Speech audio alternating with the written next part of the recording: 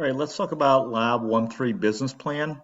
This is just like Apply 1-1 where you have to go back and you are creating a single page website. So again, jumping back in the Dreamweaver, you need to go back into your site setup underneath your quick start. Okay, go to your site setup, make your business plan, point out to your business plan folder. When you're done with that, again, you're going to go back into your quick start and you want to choose HTML document to make a new page.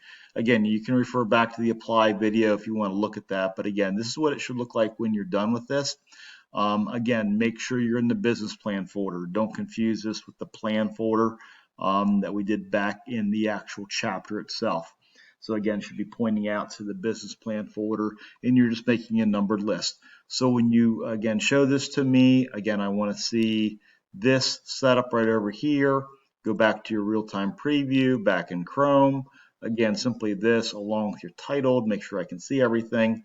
That's all you have to do. So it's just like apply where you got to go back and set this up.